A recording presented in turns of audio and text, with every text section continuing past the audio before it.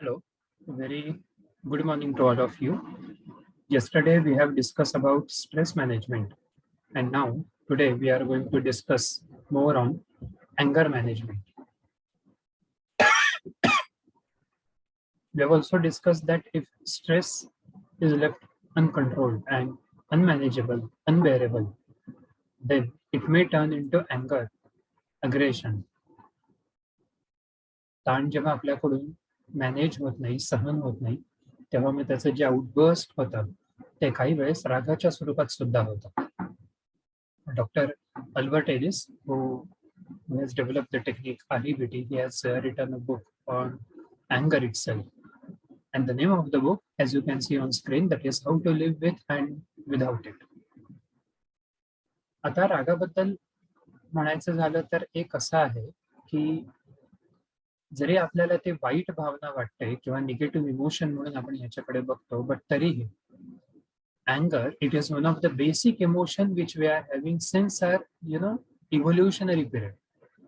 उत्क्रांतीवादापासून अगदी जर आपण थोडक्यात बघितलं तर मूलभूत अशा ज्या काही 5 ते 6 भावना आहेत ज्याला आपण बेसिक इमोशन्स म्हणू, anger it is one of them. And of course sometimes anger it is necessary. Only the thing is to what extent and how we express it. आपल्यापैकी अनेकांना ती एका साधूची आणि सापाची गोष्ट ही माहिती असेल की एका गावामध्ये एक साप असतो आणि तो सगळ्यांना दंश करत असतो किंवा उगाचच असा त्रास देत असतो आणि सगळेजण त्या सापाला घाबरत असतात. एके दिवशी मग त्या गावामध्ये एक साधू येतो, मग ते सगळेजण त्याला ही गोष्ट सांगतात की असा असा साप आहे आणि आम्हाला त्याचा असा असा त्रास होतो. तो साधू मग तिथे सापाकडे जातो, समजूत घालतो त्याची आणि सांगतो त्याला की असं रागावणं चांगलं नाहीये, हे योग्य नाही. सापाला ती गोष्ट पटते. मग कालांतरानं तो साधू त्या गावातून मग नंतर पुढे निघून जातो. 1.5-2 महिन्यानंतर जेव्हा तो साधू परत ह्या गावाकडे येतो, तेव्हा तो जे बघतो ते असं की या सापाला लोक दगड मारतायत किंवा काठ्या मारतायत, मुलं त्याची थट्टा मस्करी करताय आणि हा एक असा आहे की काहीच तिथे रिॲक्टच होत नाही, प्रतिक्रियाच तिथे देत नाहीये, अगदी रक्तबंबाळ झालेला आहे. साधू महाराज मग तिथे त्या इतर लोकांना मग नंतर सांभाळतात, सावरतात आणि मग ते सापाशी संवाद साधतात. ते म्हणतात की अरे एकेकाळी ही लोक तुला अशी घाबरत होती आणि आता हे असं काय झालं तुझं? साप म्हणतो की अहो तुम्हीच तर सांगितलं होतं मला शांत राहायला. साधू महाराज तिथे हसले आणि म्हणाले की अरे हो, मी शांत राहायला सांगितलं होतं आणि मी तुला हे सांगितलं होतं की यांना त्रास देऊ नको, पण याचा अर्थ हा नाही की तू तुझं अस्तित्व दाखवू पण नको. फणा जरी काढला असता, नुसतं फुतकार केले असते तरी सुद्धा ही मुलं किंवा ही माणसं आज येऊन तुला जे इतकं रक्तबंबाळ केलेलं आहे एवढं काही त्यांनी केलं नसतं. एकीकडे रागाबद्दलची ही गोष्ट आणि दुसरीकडे एक गमतीदार गोष्ट अशी पण आहे की म्हणजे काही जणांची एक अशी भावना असते किंवा श्रद्धा असते की जर आपण काशी किंवा अशा कुठल्या तरी तीर्थस्थळी गेलो तर एखादी गोष्ट तिथे आपण सोडून देतो. एक काका असंच काशीला एकदा जातात, 1-2-3 महिने तिथे ते राहतात आणि मग आपल्या गावाला पुन्हा परत येतात. आणि मग ते लोकांना सांगतात की मी तिथे राग सोडून आलोय, आता मी अगदी शांत आहे, आता मला रागच येत नाही, क्रोधच येत नाही वगैरे वगैरे. एक खोडकर असा तरुण मुलगा असतो, हळूच तो काकांना विचारतो, हो काका तुम्ही काय सोडून आलात तिथे? अरे मी राग सोडून आलो. हो पण काय सोडून आलात? मी सांगितलं ना तुला की मी राग सोडून आलो तिथे. तो परत 3-4-5-6 वेळेस तोच प्रश्न काकांना विचारतो आणि मग शेवटी रागाने ते म्हणतात, तुला कळत नाही का, मी रागावून सांगतोय तुला की मी राग सोडून आलो तिथे. रागाचे असे वेगवेगळे पैलू आपल्या जीवनामध्ये आहेत. काही वेळेस राग हा आपल्यासाठी आवश्यकही असतो, कारण आपण जर आपलं अस्तित्व हे व्यक्तच केलं नाही किंवा दाखवलं नाही, एखादी म्हणजे मनाविरुद्ध गोष्ट होते किंवा आपल्या अस्तित्वावरती जिथे प्रश्नचिन्ह निर्माण होतंय, अन्यायाने लोक आपल्याशी वागतायत, तिथे तो राग व्यक्त होणे हे आवश्यक आहे. पण मॅनेजमेंट हा शब्द अशासाठी आहे की कोणत्या माध्यमातून परिस्थितीचा आणि परिणामांचा विचार करून आपण तो राग हा व्यक्त करतोय का? How far we are able to think about the consequences if we express our अँगर directly, abruptly, randomly. And that's why this management of anger, it is necessary. Now, we all know about these emojis, which we frequently use in our WhatsApp chat. But very rarely we are aware about the meaning or expressions of it. Daniel Goleman, he has written a book on emotional intelligence. And the starting of this book itself, it is by the quote given by Aristotle. See how it is apt to our current topic. Anybody can get angry, it is easy. But to be angry with the right person, to the right degree, at the right time for the right purpose, and in the right way, it is not easy. That requires management. कोणालाही राग येऊ शकतो, त्यात काही अवघड नाहीये, पण योग्य त्या वेळी, योग्य त्या व्यक्तीवर, योग्य त्या प्रमाणात, योग्य त्या ठिकाणी, योग्य हेतून आणि योग्य पद्धतीनं तो राग व्यक्त करणं, हे काही तितकंसं सोपं नाही. आता रागाचं जर बघितलं आपण, आधी जसं डिस्कस केलं that it is quite basic emotion which we are carrying through evolutionary period. So there are so many other emotions.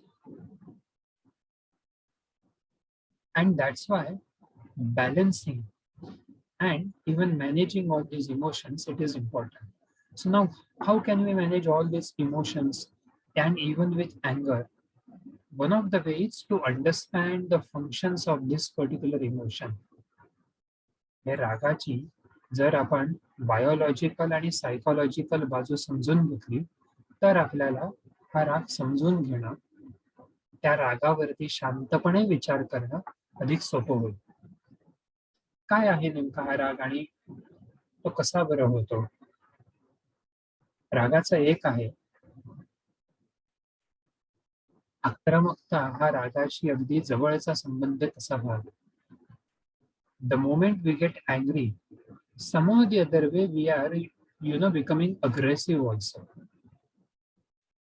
जेव्हा आपण रागात असतो तेव्हा समोरच्याचं किंवा समोरच्या एखाद्या परिस्थितीचं, एखाद्या वस्तूचं, एखाद्या गोष्टीचं कुठलं तरी नुकसान आपण तिथे करत असतो. ते करण्याची नकळतपणे अशी भावना असते. तोडफोड करावी, आदळापट करावी, चिडचिड करावी, अकांड तांडव करावा, वेगवेगळी रूपं या रागाची आहेत. So many forms of this particular anger, it is there. And somehow the other way, if we are not able to express our anger appropriately, then unknowingly we just try to suppress it internally. एखाद्या व्यक्तीवरती आपल्याला राग येतोय, एखाद्या व्यक्तीचं वागणं, बोलणं, the way he or she is, behaving and acting with us, we are just not getting to accept it. It is become so intolerable for us. But somehow the other way, due to certain circumstances, we are not been allowed to express our anger. Then inside the mind we keep on carrying the grudge and many other even negative emotions about that person or for that particular even situation. Another important thing is, if constantly we are getting angry, if constantly we are losing our emotional balance or even temperament, if we say, then it just starts affecting to our decision making process. The more we are angry, the less we are able to think in a logical way and in a sensible way. जेवढा आपण रागवू तेवढा आपण योग्य तो निर्णय घेणं आपल्याकडून होत नाही. आपल्याकडून प्रसंगावधान किंवा प्रेझन्स ऑफ माइंड हे कधी असेल, जेव्हा आपण अँग्री किंवा अग्रेसिव्ह नसू तेव्हा. गीतेतल्या श्लोकाचाही एक रेफरन्स आहे की सातत्यानं जर आपण रागावत असू तर मग त्याचा आपल्या स्मृतीवरती, आपल्या डिसिजन मेकिंग वरती आणि ओव्हरऑल आस्पेक्ट वरती काय आणि कसा परिणाम होतो आहे. Another thing to understand this anger, that is one of the important concept in psychology, it is called as frustration aggression hypothesis. So see, you have started your journey to reach to your particular goal. You are in the way, on the way. And somehow the other way, all of a sudden you are facing some obstacles, some hurdles. And for that, the period, the particular duration, it is getting stretched. ज्या ध्येयापर्यंत, ज्या उद्दिष्टापर्यंत जाण्यासाठी तुम्ही जो काही ठराविक वेळ ठरवला होता, आता तो वेळ तिथे लाभतोय. कारण की ह्या प्रवासामध्ये किंवा त्या उद्दिष्टापर्यंत जाण्याचा जो काही मार्ग आहे, त्याच्यामध्ये अडथळे भरपूर येत आहेत. सो म्हणून काय होतंय, तुम्ही सगळ्यात पहिले अस्वस्थ होतात, फ्रस्ट्रेट होतात. But if this particular frustration remains continue, say for example, more than 6 months, more than a year or so, then it just don't remain frustration, it turns to be aggression or angry behavior. And that is also, one of the reason that why people so becoming more aggressive during specifically lockdown period or even in COVID. 2021 मध्ये किंवा 2022 मध्ये आपण अमुक एक गोष्ट ही मिळवणार हे ठरवलं होतं 2017, 18, 19 मध्ये. पण अचानकपणे जेव्हा तो कोविड आला किंवा लॉकडाऊन आला, त्याच्यामुळे ज्या ठराविक वेळेला आपण तिथे पोहोचणार होतो, जी एखादी गोष्ट आपण साध्य करणार होतो, आता ती गोष्ट साध्य करण्याचा जो काही एकंदर कालावधी आहे, तो कालावधी जवळ-जवळ 6 महिने, 1 वर्ष, 1.5 वर्ष, 2 वर्षांनी हा आता लांबलेला आहे. So now, for some people, it is just unbearable, unmanageable to deal with their frustration, and so they are now turning toward some aggressive acts. Nashik ते मुंबई तुम्ही प्रवास करताय, अंदाज होता की साधारण 4 तासामध्ये आपण पोहोचू आणि कसारा घाटामध्येच 2 तासाचं ट्रॅफिक लागलं. मग नंतर आणखीन पुढे कल्याण फाट्याला अजून ट्रॅफिक लागलं. मग मध्ये आणखीन कुठेतरी ट्रॅफिक लागलं. मग मात्र हळूहळू आपली चिडचिड सुरू झाली. मग आपण अधिक आक्रमक झालो. झालेल्या गोष्टींमुळे सुद्धा चिडचिड करतोय किंवा आता पुढे काय होईल आपल्या मनासारखं होणार नाही, ही जाणीव जेव्हा आणखीन तीव्र होते, की आपल्या मनासारख्या गोष्टी होत नाही, तेव्हा सुद्धा माणूस तिथे अधिक आक्रमक होतो किंवा हिंसक कृत्य हे करायला लागतो. Another reason, another aspect for aggression, that is the biological perspective.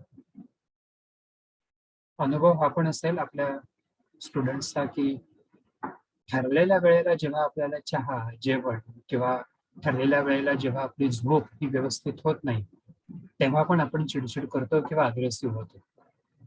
Have you ever thought that why it happens so? The scientific reason is the limbic system, which is also called as emotional brain.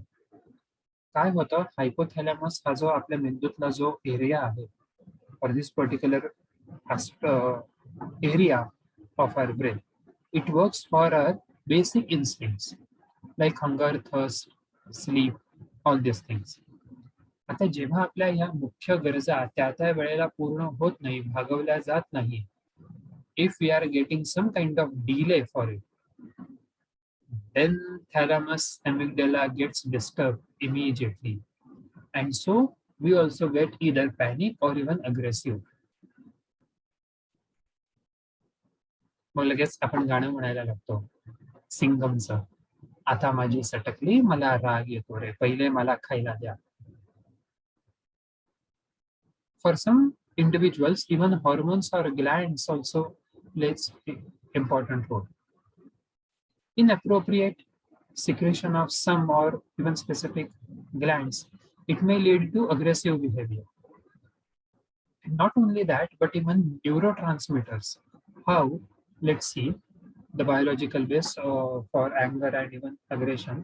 आता जसं आपण discuss केलं होतं तसं ॲमिग्डॅलामध्ये काय असतं, it is involved with emotions as like anger and stimulation in cortiomedial amygdala.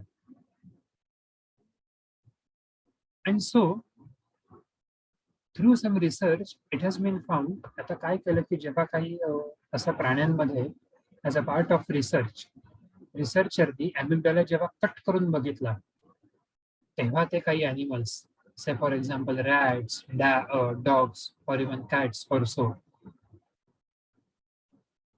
त्यांचं aggression आणखीन कमी झालं. स्टिम्युलेशन करून बघितलं त्या पर्टिक्युलर ब्रेन एरियाला, ॲमिग्डालाला, तर मग ते आणखीन अग्रेसिव्ह होत गेले. म्हणजे कुठे ना कुठेतरी मेंदूतल्या ह्या भागांचा आणि आपण आक्रमक होण्याचा खूप जवळचा संबंध. आणखीन एक असं, जसं आपण आता तो श्लोक बघितला होता गीतेतला, so this is called as frontal lobe.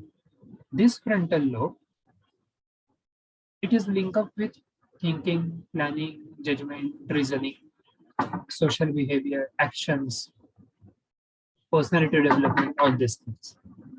आता जर काही ना काही इश्यूजमुळे किंवा कारणांमुळे, say for example prenatal aspect, postnatal accidents also, जन्माच्या वेळेसच्या सुद्धा जर काही अडचणी किंवा अपघात वगैरे असतील, तर त्यावेळेस जर का आपल्या मेंदूतल्या या भागाला जर काही इजा झाली असेल, धक्का पोचला असेल, थ्री इडियट्स मध्ये जसं दाखवलंय तसं at the time of delivery forceps वगैरे लावून, त्यावेळेस जर काही भाग असेल तर त्याच्यामुळे सुद्धा व्यक्ती आक्रमक होते. हे समजून घेणं आवश्यक आहे की नेमका एखादा माणूस का बरं अग्रेसिव्ह होतोय.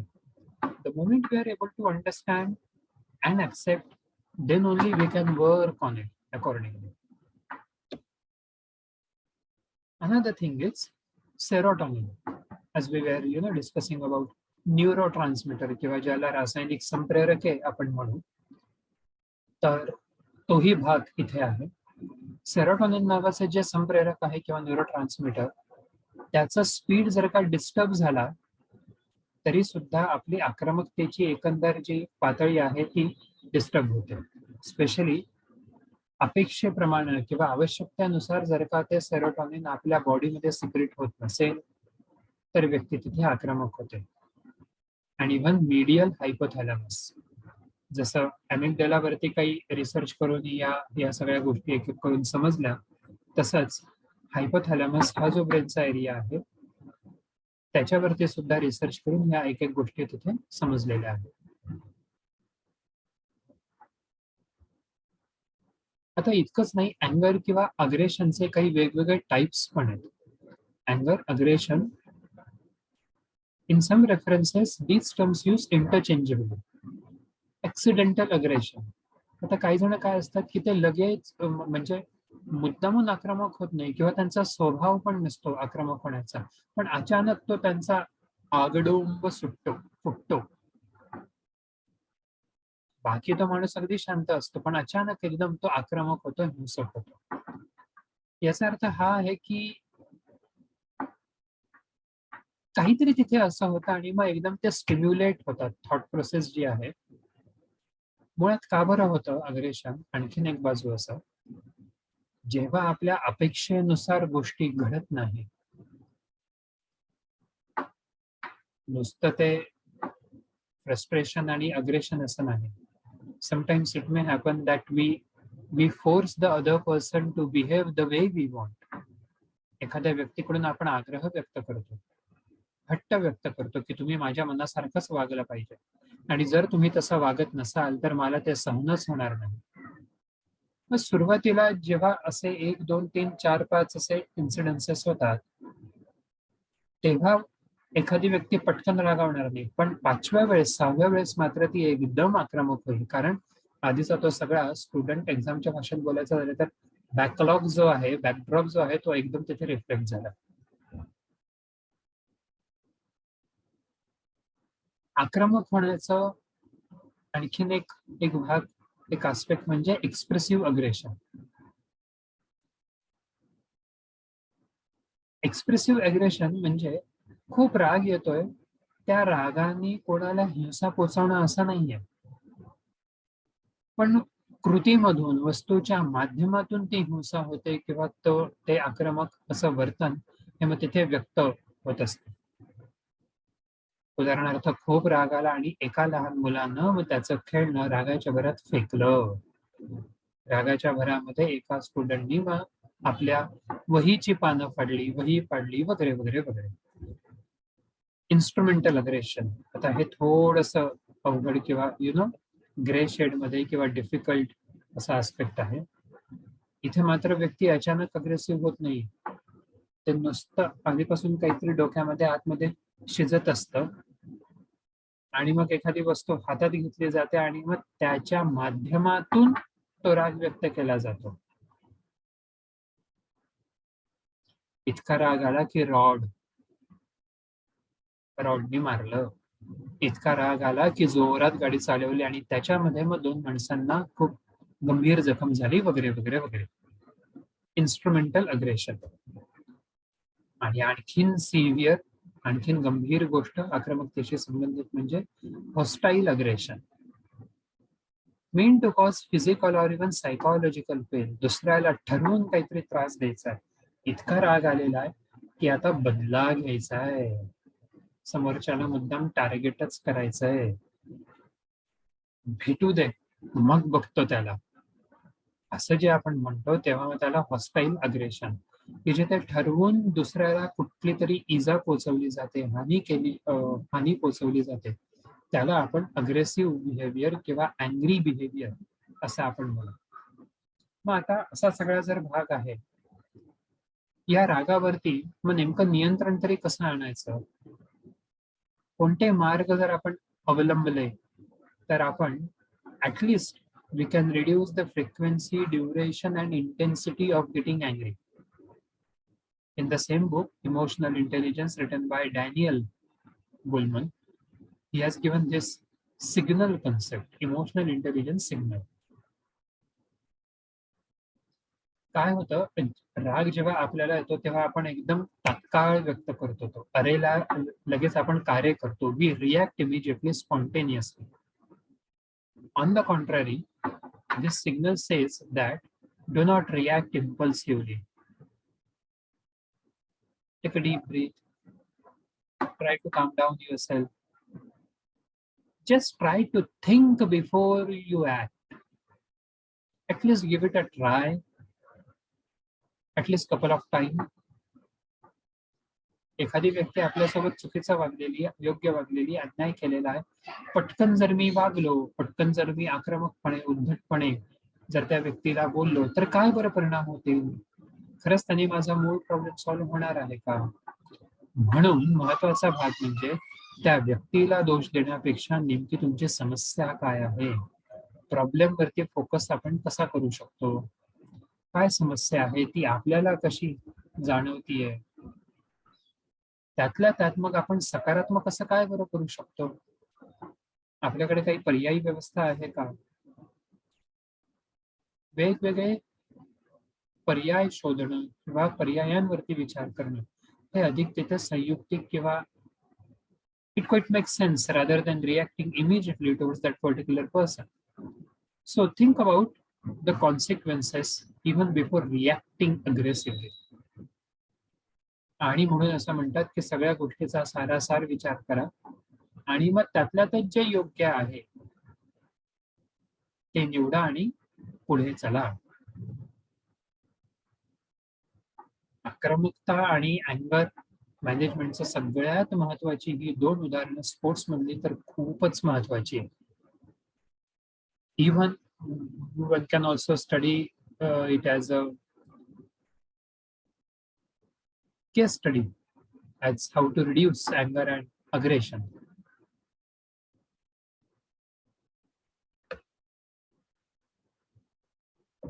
Just imagine yourself into the place of that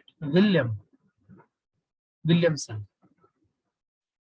first time ever तुम्ही त्या क्रिकेटच्या वर्ल्ड कपच्या फायनलमध्ये पोहोचलेला आहात. तुमचा आणि त्या अपोनंट टीमचा स्कोर एकच होतो फायनलमध्ये. 4 वर्षासाठी तुम्ही फायनल म्हणून डिक्लेअर होणार आहात. कोणत्या नियमावरती त्या दुसऱ्या टीमला विजयी म्हणून घोषित केलं जातं? तर केवळ जास्त चौकार मारले आहे म्हणून. म्हणजे नियमांना किती महत्व दिलं जातं.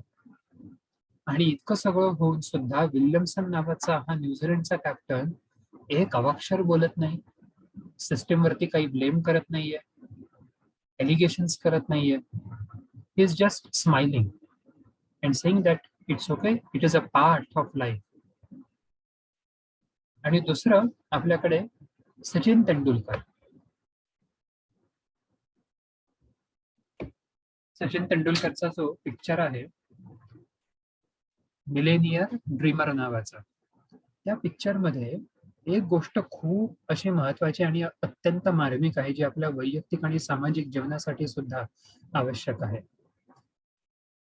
सचिनला कितीतरी अंपायर्सनी अनेक मॅचेसमध्ये तो आउट नसताना त्याला आउट म्हणून डिक्लेअर केलं, पण सचिनने त्या अंपायर्सला कधीही डिसरिस्पेक्ट केला नाही, त्यांच्यावरती कुठलीच कमेंट केली नाही.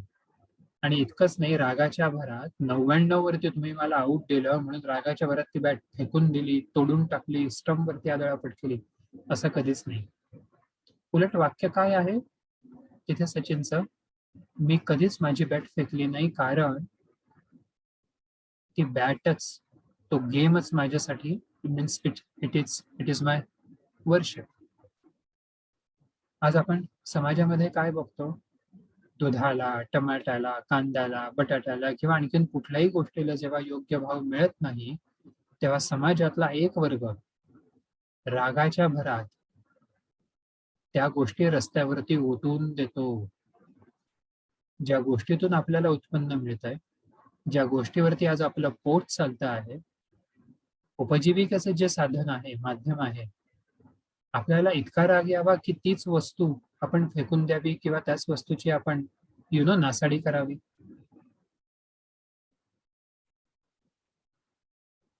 हाच राग जेव्हा असह्य होतो, मग तेव्हा कामाच्या ठिकाणी काय होतं? आपल्या कलिग बद्दल आपण काहीतरी चुकीचे कमेंट्स करतो, अफवा पसरवल्या जातात. सामाजिकतेमध्ये सुद्धा हा भाग अत्यंत महत्वाचा आहे. मनाविरुद्ध एखादी गोष्ट होतीये, पण त्याचे सामाजिक काय, कसे दुष्परिणाम होतील हा कुठलाच विचार न करता पटकन जेव्हा एखादी व्यक्ती प्रतिक्रिया देते आणि प्रतिसाद मात्र देत नाही, the person just jump into reacting instead of responding, तेव्हा मग तिथे समाजाचं स्वास्थ्य, आपलं वैयक्तिक स्वास्थ्य, आर सायकोलॉजिकल आणि even society psychological wellbeing starts getting deviated. आणि म्हणून हा जो राग आहे, ह्या रागावरती जर आपल्याला नियमन करायचं असेल किंवा रागाला जर आपल्याला शांत करायचं म्हणजे रागावरती जर आपल्याला नियंत्रण आणायचं असेल, तर मग तिथे विरुद्धार्थी जो शब्द आहे, be calm and be peaceful, that we have to follow. आता कसं आपण हे करू शकतो? सगळ्यात महत्वाचा भाग म्हणजे फ्रस्ट्रेशन टॉलरन्स. अनेकदा काय होतं की आपली सहनशक्ती, or patience level we miss. And so it says that if you don't have patience, you will become patient.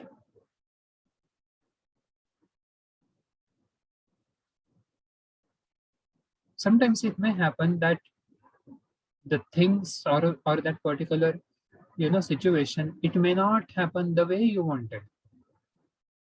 Still accepting the fact, trying to find out some kind of positive outcome, having the thought that yes, this is not a particular permanent phase, it's going to change in some or the other way. Being optimistic, की जरी या मनासारख्या गोष्टी होत नसल्या तरी त्या सहन करण्याची शक्ती मनामध्ये असणं, वाढवणं हे आवश्यक आहे. आता हा प्रश्न पडेल की सर हे कसं करता येईल? जेव्हा आपण दुसऱ्याच्या घरी जातो, त्याच्या घरामध्ये आपल्याला न पटणारी किंवा आपल्याला न आवडणारी गोष्ट आपण बघितली, एक्झॅक्टली एक्झाम्पल आपण म्हणू की एखाद्या बेडशीटचा कलर असेल किंवा घरातली काही एकंदर जी अरेंजमेंट असेल, पण आपल्याला ती आवडली नाही. आपण तिथे जास्त लुडबुड करतो का? नक्कीच नाही. आपण तिथे त्या घरातल्या एकूण सेटिंगला प्रेफरन्स देण्यापेक्षा त्या व्यक्तीशी जे आपलं काम आहे, त्या कामाला आपण जास्त प्राधान्य देतो. बाकीच्या गोष्टींकडे आपण इग्नोर करतो. इग्नोर करतो म्हणजेच काय, तर बाकीच्या गोष्टी आपण सहन करतो. ते जसं आहे तसंच वैयक्तिक जीवनात सुद्धा अशाही अनेक गोष्टी होत असतात, की ज्या आपल्याला पसंत नाही, आवडत नाही, मनासारख्या होत नाही. तरी सुद्धा मूळ हेतू आपला काय आहे, हे जर आपण ओळखू शकलो, तर आपण आपला राग बऱ्याच अंशी कमी नक्की करू शकतो. दुसरा एक भाग आणखीन असा, की राग येत असेल तर तो नक्की व्यक्त करायला पाहिजे. पण तो व्यक्त करताना कसा आपण व्यक्त करावा? म्हणजे एखादी व्यक्ती जर आपल्याला अ, शिव्या देतीये किंवा काही अपशब्द बोलतीये, मग आपण पण तेच करायचं का? नक्कीच नाही. एखादी व्यक्ती जर आपल्याला टार्गेट करतीये, तर आपण कामाच्या माध्यमातून त्या व्यक्तीला प्रत्युत्तर कसं देऊ शकतो? उदाहरणार्थ, एखादी व्यक्ती म्हणाली, की "तुम्ही या विशिष्ट पदाला अजिबात योग्य नाही, अजिबात लायक नाही." तिथे जर आपण अरेला कार्य केलं किंवा तिथे जर आपण शब्दाला शब्द वाढवला, तर ते वादविवाद आणखीन होतील आणि मग ते आक्रमक असं असं ते वर्तन म्हणजे त्याच्यातून निष्पन्न काहीच नाही. पण जर ती व्यक्ती म्हणतीये, की तुम्ही ह्या पदाला लायक नाही आहात. मी माझ्या कामाच्या एकंदर गुणवत्तेमधून त्या पदासाठी मी कसा लायक आहे हे मी सिद्ध करून दाखवू शकतो का? तसं जर मी केलं तर एक तर माझं काम सुधारेल, कामाची गुणवत्ता वाढेल. दुसऱ्या व्यक्तीला कायम स्वरूपासाठी त्याचं उत्तर मिळेल, की हो, हीच व्यक्ती ह्या पदाला अत्यंत योग्य आहे. त्याच्यामुळे लगेच आक्रमक न होता शांतपणे तिथे विचार करा. त्याच्यामध्येच अर्थात दुसरा भाग आला तो म्हणजे पर्यायांचा विचार करणं. त्या व्यक्तीने मारलं, मग मी पण मारणार कारण माझ्याकडे दुसरा पर्यायच नाहीये, असं नाही. वेगवेगळ्या आणखीन काय आपण योग्य करू शकतो, की जेणेकरून आपल्यालाही हानी नाही, त्यालाही हानी नाही, पण तरीही त्या व्यक्तीला त्याची जाणीव होईल.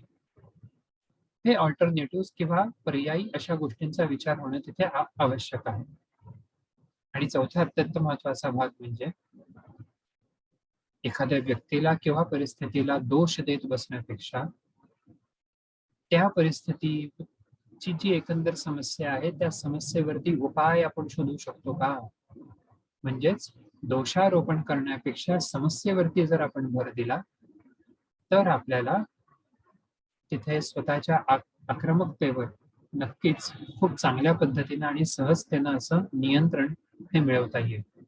अर्थात अँगर मॅनेजमेंट वरती बरेचसे इतर अनेक सेमिनार्स किंवा वेबिनार वगैरे हे होत असतात. I am also sure that you people are quite aware about it. So instead of discussing all those typical known things, in this way some different concept and some different particular modalities we have discussed on anger management after stress management. I hope या stress आणि अँगर मॅनेजमेंटचा तुमच्या आत्ताच्या विद्यार्थी दशेमध्ये आणि even पुढच्या जॉबच्या अनुषंगाने सुद्धा तुम्हाला नक्की तिथे ही मदत होईल, ही खात्री, ही आशा इथे व्यक्त करतो. And again I express my deep sense of gratitude towards doctor Kapura madam, head of the department of psychology, and even respected principal sir and vice principal sir for giving me this opportunity to discuss with you people on stress management and anger management. Thank you so much. Best wishes.